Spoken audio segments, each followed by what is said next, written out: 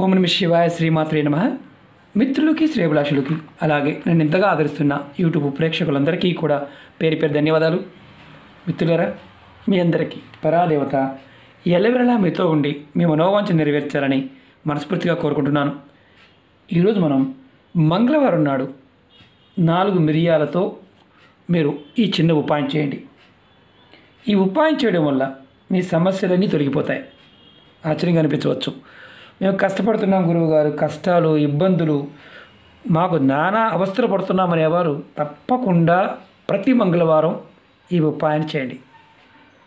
మీకు ఆర్థిక సమస్యలు ఉంటే వాటి నుంచి బయటపడతారు. అలాగే అప్పులు తీరే మార్గాలు తెలుస్తాయి. కుటుంబ సభ్యుల మధ్య గొడవలు సమస్యలు తగ్గి అన్యోన్యత పెరుగుతుంది. అంటే పిల్లలతోనూ భర్తతోనూ భార్యతోనూ అత్తమామలతోనూ కుటుంబంలో ఉన్నవారందరితో కూడా ఏదో ఒక పంచాయతీ ఉంటే అలాంటి సమస్యల నుంచి కూడా బయటపడతారు. మన ఇంట్లో వంటగదిలో ఉండే ఒక పదార్థానికి ఆ శక్తి ఉంది. అలాగే చాలామందికి వివాహం కావడం లేదు, కుజదోషాలు ఉన్నాయండి, మాకు ఏదైనా మార్గం చెప్పండి అంటున్నారు. ఈ ఉపాయం చేయడం వల్ల మీ జాతకంలో కుజదోషం ఉన్నా వాటి నుండి కూడా బయటపడతారు. మీ జాతకంలో కుజగ్రహం బలపడుతుంది. మీరు ఏ పని చేసినా ధైర్యంగా చేయగలుగుతారు. మేము చాలామంది అంటుంటారు, గురువుగారు మేము ఏం చేద్దామన్న ధైర్యం సరిపోవట్లేదు. అలా అనిపించేవారు కూడా ఈ ఉపాయం చేయండి. ఖచ్చితంగా మీకు ధైర్యం పెరుగుతుంది. అలాగే మీరు చేస్తున్న పనుల్లో ఆటంకాలు లేకుండా పూర్తవుతాయి. అలాగే మీకు ధనలాభం కలుగుతుంది. ఈ ఉపాయం చేయడం వల్ల మిమ్మల్ని వెంటాడుతున్న దౌర్భాగ్యం తొలగిపోతుంది. అదృష్టం వరుస్తుంది. మీ జీవితంలో అనేక అద్భుతమైన మార్పులు చూస్తారు. ఆశ్చర్యంగా అనిపించవచ్చు, కానీ నేను చెప్పే విధానం జాగ్రత్తగా వినండి, స్కిప్ చేయకుండా చూడండి. ఆ విధంగా ప్రయత్నించండి. మీరు ప్రయత్నం ప్రతి మంగళవారం చేస్తే ఖచ్చితమైన ఫలితాలు ఖచ్చితంగా వస్తాయి. నమ్మి విశ్వాసంతో ప్రయత్నించండి. నమ్మకం లేని వారు పొరపాటు ప్రయత్నించవద్దు. అలాగే చాలామంది అడుగుతున్నారు, గురువుగారు మాకు ఆ సమస్య ఈ సమస్య అని. ఎన్నో సమస్యల మీద వీడియోలు చేశాను. ఛానల్లో ఉన్న ప్లేలిస్ట్లోకి వెళ్ళండి లేదా వీడియోస్లోకి వెళ్ళండి. మీరు ఆ పదార్థము ఆ సమయము మీరు చేయగలిగితే ప్రయత్నించండి. అర్థం కాలేదనుకోండి, వీడియో చూసారు అర్థం కాలేదనుకోండి, చేయటం మానేయండి. ఎందుకంటే చాలామంది సగం సగం చూడటం తర్వాత కామెంట్ చేయడం, ఏదో తెలుసుకుందాం, తప్పు వాళ్ళది కూడా కాదు, వారి మానసిక స్థితి అలా ఉంటుంది కాబట్టి అలా చేస్తూనే ఉంటారు. మీరు పూర్తిగా చూశారనుకోండి, అసలు మీకు అవకాశమే ఉండదు. అంటే కామెంట్ చేయాలన్న ఆలోచన కూడా రాదు. అంత క్లియర్గా అర్థమవుతుంది. ఒకవేళ అర్థం కాలేదు, నేను చెప్పే తెలుగు అర్థం కాలేదనుకోండి, మీరు పొరపాటు ప్రయత్నించమాకండి. అర్థమైన దాన్నే ప్రయత్నించండి. అలాగే ఈ ఉపాయాన్ని ఆడవారైన మగవారైనా చేయవచ్చు. ఆడవారు నెలసరి సమయంలో చేయకూడదు. అలాగే మైలు ఉందనుకోండి, చాలామంది మైలు అంటే కన్ఫ్యూజ్ అవుతూ ఉంటారు. ఎవరైనా కుటుంబ సభ్యులు మరణించి ఉండి పెద్ద కర్మ అవ్వకుండా ఉన్నంత వరకు చేయకూడదు, ఆ తర్వాత చేసుకోవచ్చు. ఎవరైనా పిల్లలు పుట్టారు, వారికి మైలు ఉంది, ఆ మైలు అయిపోయిన తర్వాత చేసుకోవచ్చు. ఎవరైనా ఇంట్లో పిల్లలు పెద్దవాళ్ళు అయ్యారు, ఆ మైలు ఉంది, ఆ మైలు పూర్తయిన తర్వాత చేసుకోవచ్చు. అంతేగాని చనిపోయిన వరకు సంవత్సరం వరకు చేయకూడదా అని అడుగుతూ ఉంటారు. చాలా విచిత్రంగా అనిపిస్తుంది. ఎన్నిసార్లు చెప్పినా అడుగుతూనే ఉంటారు. కారణం ఏంటి తెలియకపోవడం వల్ల అనుకుంటున్నాను. చనిపోయిన తర్వాత మీ పెద్ద కర్మ కంప్లీట్ అయిన తర్వాత నిర్భయంగా ఉపాయం చేసుకోవచ్చు.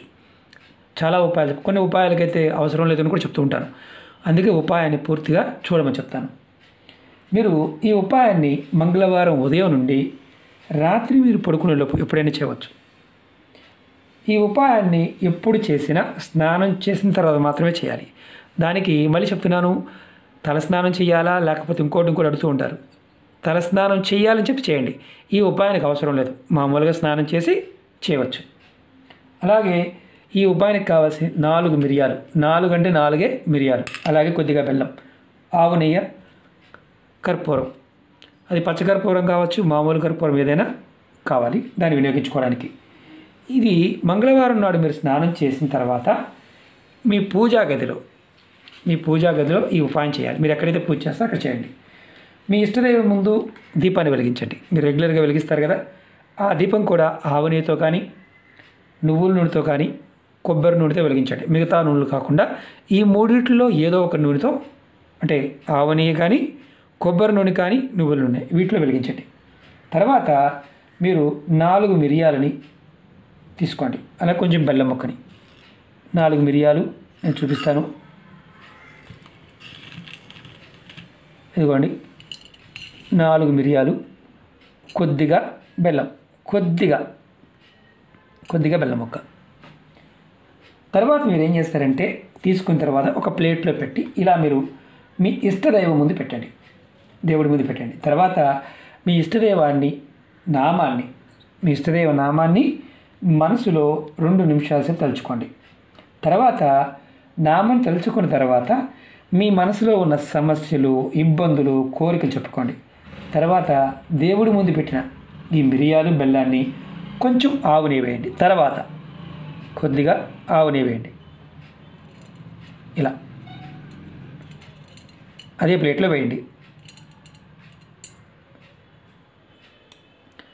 కొద్దిగా వేయండి. వేసిన తర్వాత మీరు బాగా గుర్తుంచుకోండి, ఈ ప్లేట్లోనైనా పర్వాలేదు, లేదంటే వేరే ఇలా వెలిగించడానికి మనం హారతి ఇచ్చే దాంట్లోనే వెలిగించుకోవచ్చు. మీరు కర్పూరం వేసిన తర్వాత మరొక్కసారి మనసులో మీ కోరికలన్నీ ఇంతకుముందు చెప్పుకున్నవన్నీ చెప్పండి. ఇప్పుడు మీరు ఈ పదార్థాన్ని ఏదైనా ప్లేట్లో వేసి లేదంటే దేంట్లోనే వేసి వెలిగించాలి. దాంట్లో కొంచెం కర్పూరం వేయాలి. మనం ఆవు నెయ్యి కూడా వేసాం, దీంట్లో కొంచెం కర్పూరం వేయండి. మీరు మామూలు కర్పూరాన్ని కూడా వేసుకోవచ్చు, ఇబ్బంది లేదు. నేను పచ్చ కర్పూరం చూపిస్తున్నాను. దీన్ని వెలిగించాలి. ఎక్కడ వెలిగించాలి? మనం ఎక్కడైతే పూజ చేశామో, ఎక్కడైతే కోరిక చెప్పుకున్నామో పూజా మందిరంలోనే వెలిగించాలి. నేను చూపిస్తున్నాను. ఇలా వెలిగించండి. దీపం మనం వెలిగించాము, అలాగే మన కోరికలు చెప్పుకున్నాం, తర్వాత వెలిగించాం. ఇప్పుడు మనం చేయవలసింది ఏంటంటే, మీరు ఇది వెలుగుతున్నంతసేపు కూడా మీ మనసులో మీ ఇష్టదైవాన్ని నామాన్ని మనసు తలుచుకోండి. తర్వాత ఇది చల్లారిన తర్వాత, అంటే ఏదైతే మనం ఇప్పుడు వెలిగించాం కదా, ఇందులో మిరియాలు ఉన్నాయి, బెల్లం ఉంది, ఆవు నెయ్యి ఉంది, కర్పూరం ఉంది. కర్పూరం మీరు మామూలు కర్పూరాన్ని కూడా వేయవచ్చు, ఇబ్బంది ఏమీ లేదు, అది గుర్తుంచుకోండి. ఇప్పుడు మీరు చేయవలసింది ఏంటంటే, ఇది వెలుగుతున్నంతసేపు మనసులో ఇష్టదైవాన్ని తలుచుకోవాలి. తర్వాత ఇది వెలిగి చల్లారిపోయిన మసి వస్తుంది కదా, మన లోపల మిరియాలు లోపల కాలుతుంది చూడండి, మిరియాలు, బెల్లము ఇవన్నీ వేడికి కాలిన తర్వాత కొద్దిగా మసి వస్తుంది.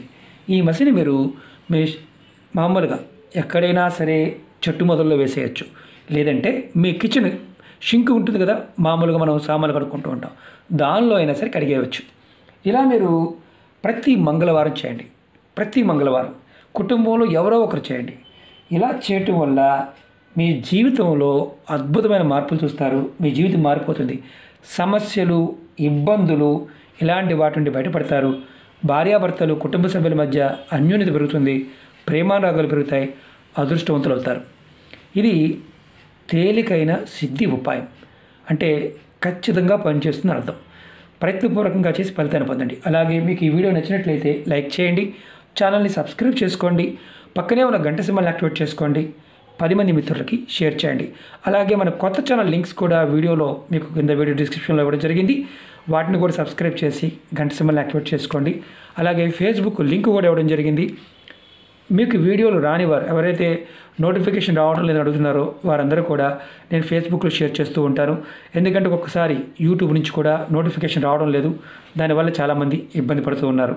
కాబట్టి మీరు ఫేస్బుక్లో కంపల్సరీగా ఫ్రెండ్ రిక్వెస్ట్ పంపించండి. మీకు నేను ప్రతి వీడియో ప్రతిరోజు చేసిన వీడియోని షేర్ చేస్తూ ఉంటాను. ఓకే మిత్రులారా, చాలామందికి నేను చెప్పే వినపం ఒకటే, మీకు ఇందులో ఏ పదార్థము దొరకలేదు అనుకోండి, అంటే బెల్లం లేదు, ఆవు నెయ్యి లేదు చేయడానికి, చేయమాకండి. ఆవు నెయ్యి కంపల్సరీగా వెయ్యాలి కాబట్టి కంపల్సరీగా ఉండాలి. అలాగే మిరియాలు లేవు మా దగ్గర, లవంగాలే ఉన్నాయండి, లవంగాలతో చేయవచ్చా? చేయకూడదు. ఏ పదార్థం అయితే చెప్తున్నానో ఆ పదార్థంతోనే చేయండి. బెల్లం లేదు, ఇందులో ఏ పదార్థం లేకపోయినా ఉపాయాన్ని చేయవద్దు. అలాగే ఉపాయం చెప్పిన తర్వాత మీకు అర్థం కాలేదు, ఏం చేయాలో కూడా అర్థం కాలేదు, అప్పుడు ఉపాయాన్ని చేయకుండానే ఉండండి. అర్థమైతేనే చేయండి, అర్థం కాకపోతే ప్రయత్నం చేయవద్దు. ఇది నా హంబుల్ రిక్వెస్ట్. అలాగే ఈ ఉపాయం చేస్తూ మిగతా ఉపాయాలు చేయవచ్చా అని అడుగుతూ ఉంటారు. ఈ ఉపాయం చేస్తూ మిగతా ఉపాయాలు చేయవచ్చు. ఏదైనా వీడియోలో మీకు నేను ఈ ఉపాయం చేస్తూ మిగతా ఉపాయాలు చేయవద్దు అంటే మాత్రం చేయవద్దు. అంతేగాని మీరు ఏమి చెప్పలేదు అంటే నిర్భయంగా చేయవచ్చు అని అర్థం. ఓకే మిత్రులారా, ఓం నమః శివాయ, శ్రీమాత్రే నమః.